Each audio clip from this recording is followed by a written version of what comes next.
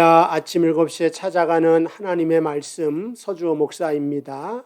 사사기 6장 11절부터 보겠습니다. 여호와의 사자 아비에셀 사람 요아스에게 속한 오브라에 이르러 상수리 나무 아래에 앉으니라. 마침 요아스의 아들 기드온이 미드안 사람에게 알리지 아니하려 하여 밀을 포도주 틀에 타작하더니 여호와의 사자가 기드온에게 나타나 이르되 큰 용사여 여호와께서 너와 함께 계시도다 하매. 자, 일단 오늘은 기드온에 대한 말씀으로 은혜를 나누려고 합니다. 우리가 성경에서 주일학교 때 좀 교회 오래 다닌 사람이면 기드온에 대한 이야기는 꼭 한 번 정도는 듣고 설교를 통하여 듣게 됩니다. 그만큼 이제 구약에서 나오는 인물 중에 기드온이 유명한 사람입니다. 왜냐하면 그는 미디안의 한 수십만의 사람, 적어도 하여간 100만 가까운 군대를 300명의 용사를 통하여서 무찌르고 이스라엘을 구원한 사람입니다. 그것도 창과 칼로 이긴 것이 아니라 항아리와 횃불과 나팔을 가지고 승리를 하였기 때문에 기드온이라는 사람을 기억하게 되고, 오늘 읽었던 본문의 말씀도 하나님의 사자가 나타나서 큰 용사야 하면서 기드온을 큰 용사로 묘사하기 때문에 우리는 쉽게 기드온은 얼마나 훌륭한 사람인가, 그러니까 그 단어를 보고 성경도 인정한 큰 용사이기 때문에 기드온이 얼마나 훌륭한 사람인가를 미루어 짐작하여서 그를 위대한 사람으로 만듭니다.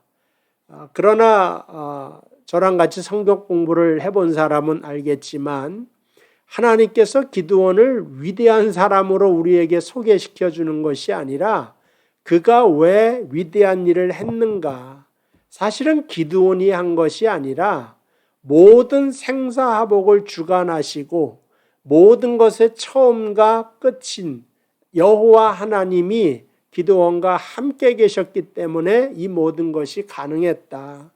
그러므로 우리에게도 하나님이 함께 계심으로 천국이, 하늘나라가 약속되며 이 땅에서 기드온과 같이 승리하는 그러한 운명을 살게 될 것이라고 하는 사실을 알려주시는 것에 목적이 있는 것입니다.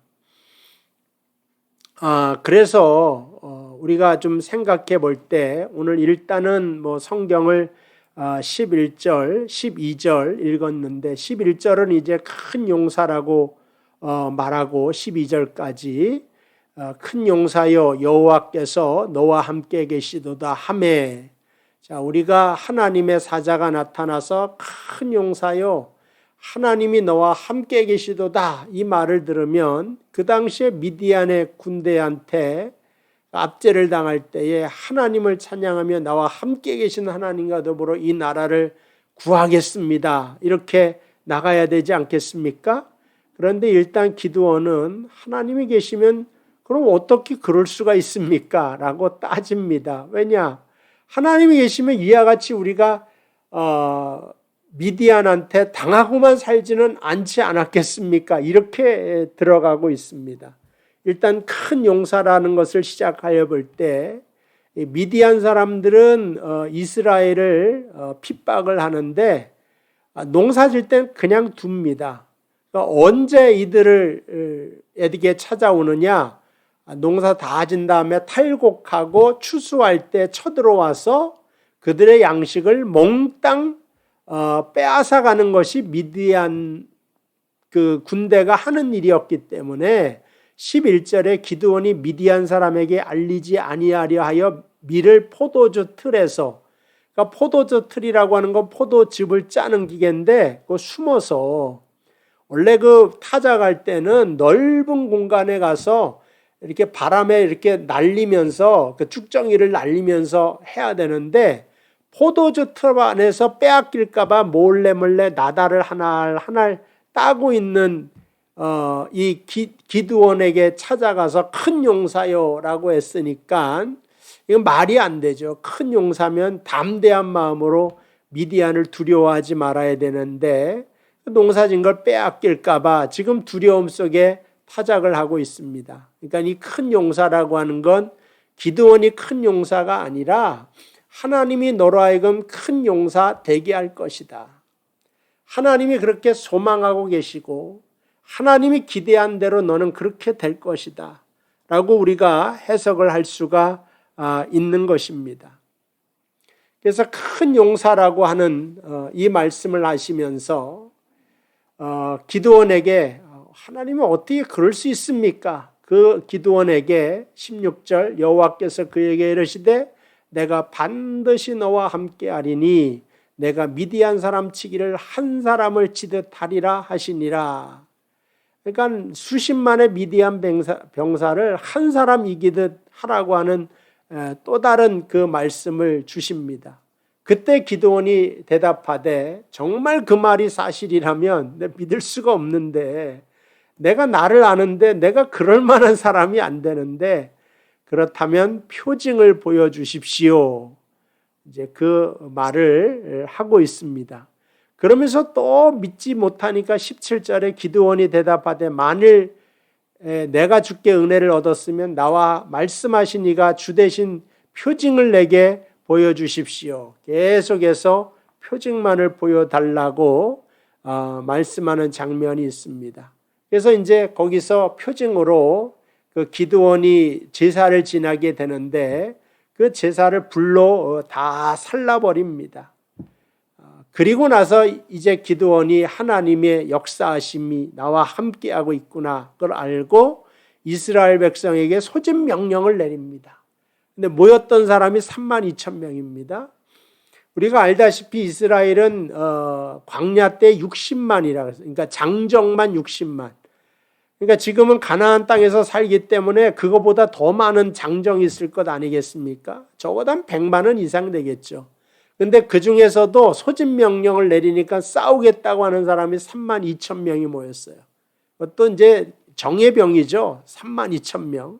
사실 무기도 없는 사람인데 그때 하나님께서 뭐라고 이제 일단 그렇게 모아놓고 기드온이 가만히 생각하니까 한심하죠. 이 32,000명으로 어떻게 수십만이나 되는 미디안 백성을 이길까? 하나님이 제단을 다 불러 태워도 믿지 못하니까 하나님께 또 쫓아가서 말을 합니다. 하나님 과연 나와 같이 계시고 나에게 승리를 주실 거면 여기 양털이 있고 풀밭이 있는데 밤새도록 양털에만 이슬이 내리고 풀밭에는 안 내리게 해 주십시오.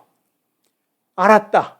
그러니까 자고 일어나니까 정말 양털에는 물이 너무 많고 풀밭은 완전히 바싹 마른 거죠. 근데 기드온이 또 가만히 생각하니까는 이거 우연히 이렇게 된 거 아닐까? 하나님 한 번만 더 이번엔 풀밭에만 이슬이 다 적셔주시고 양털은 마르게 해주십시오. 그 다음날 가보니까 양털에서 먼지가 일어날 정도로 뽀송뽀송하고 풀밭에는 다 이슬이 끼어있는 것을 보고 승리를 확신을 하는데 드디어 이제 하나님 그럼 어떻게 할까요? 그러니까 32,000명 중에 싸움하기 싫고 겁먹은 사람은 집으로 다 돌려보내라. 그러니까 2만 명이 가고 12,000명 남은 겁니다. 정말 이제는 어떻게 합니까? 이제는 또 어떻게 합니까? 그랬더니 강가로 데려가서 물을 먹게 해라. 어떤 사람은 손으로 이렇게 먹죠. 어떤 사람은 이제 개처럼 입을 대고 먹는단 말이죠. 개처럼 먹는 사람은 다 보내버려라. 그러니까 300명이 남은 겁니다. 여기에서 개처럼 먹어서 그거는 하나님이 싫어하는 거고 이렇게 손으로 먹으면서 좀 주위를 살펴보는 사람, 이런 사람을 하나님이 선택했다. 이런 건 없습니다. 그거는 아무 의미 없고 많은 쪽을 가게 하신 거예요. 만약에 개처럼 핥는 사람이 300명이면 손으로 떠먹은 사람을 보내게 하셨을 거예요. 300명 정도 되니까 하나님이 이제 되었다. 이렇게 말씀하는 거죠.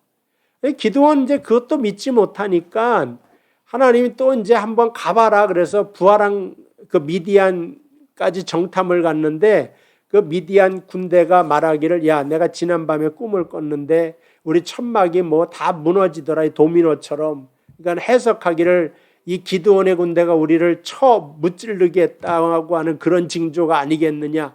자기네들끼리 그런 얘기하는 것을 듣고 기드온이 이제 드디어 하나님이 정말 주셨구나 이렇게 된 겁니다. 정말 큰 용서라고 한다면 제단을 불로 사르고 이슬이 양털에 적시고 잔디에 적시고 또 기드온이 내려가서 미디안 군사들이 우리는 질 거라고 하는 그 고백의 말도 즉시 전에 하나님이 너와 함께 하실 거다 그러면은 즉시로 달려나가야 되는 것이 믿음의 큰 용서 아니겠습니까?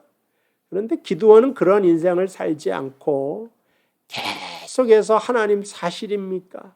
하나님 정말 계십니까? 물어가면서 싸움에 나가게 됩니다. 그러한 것이 바로 기드온이고 그 기드온의 모습 속에서 우리를 발견하게 되는 것입니다. 일단 7장으로 이제 넘어가서 12절을 보면은 미디안과 아말렉과 동방의 모든 사람들이 골짜기에 누웠는데 메뚜기의 많은 수와 같고 그들의 낙타의 수가 많아 해변의 모래가 많은 같은지라. 그러니까는 메뚜기 떼가 여러분 아시죠? 수억 마리가 되는 메뚜기 떼. 낙타가 해변의 모래같이 낙타가 그 당시에는 이제 기마병처럼 엄청나게 많았다는 거죠. 그러니까 수십만, 수백만 되는 것처럼 많더라. 그것을 의미하고 있습니다. 근데 이제 이거를 300명을 데리고 와서 무찔르는데 그것도 세 때로 나누어 가지고 100명씩 항아리 들고 횃불 들고 나팔 들고 가서 기드온이 신호를 불렀을 때 항아리를 깨고 횃불을 들고 나팔을 보니까 그 미디안 백성들이 기습 공격을 받은 줄 알고 자기네끼리 자다가 싸움을 하는 통에 기드온이 이제 승리하게 되었다. 이 말을 하고 있는 것입니다. 근데 사실은 그렇게 많은 바다의 모래같이 많은 숫자에서 300명이라고 하는 것은 그걸로 정말 혼란을 줄 만한 병력인가? 그건 이제 그렇지 않다라고 말씀드릴 수가 있습니다.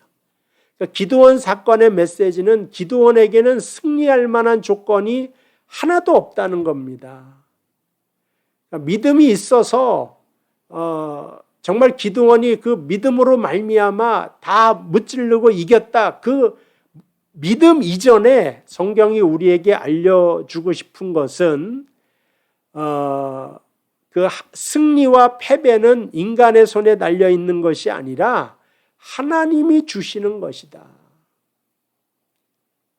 하나님이 역사를 주관하시고 하나님 홀로 이 모든 것을 이루실 수 있는 그 놀라운 하나님인 것을 이스라엘 왕국이 다윗 왕국이 세워지기 전에 그들에게 이 모든 것을 다 알려주는 겁니다. 승리와 패배는 하나님의 선물이다 이거예요. 그래서 다윗이 용맹한 장수기 때문에 이스라엘을 통합하고 주변의 나라들을 다 복종시켜서 조공을 바치게 만든 것이 다윗이 훌륭한 것이 아니라 이 모든 것을 하나님이 하셨다. 하나님이 복을 주시면 축복된 사람이 되는 것이고 화를 주시면 재앙을 받는 사람이 되는 것이고 하나님만이 선물을 주시는 분이다. 하나님만이 승리를 주시는 분이다 라고 하는 사실을 알려주고 있는 것입니다.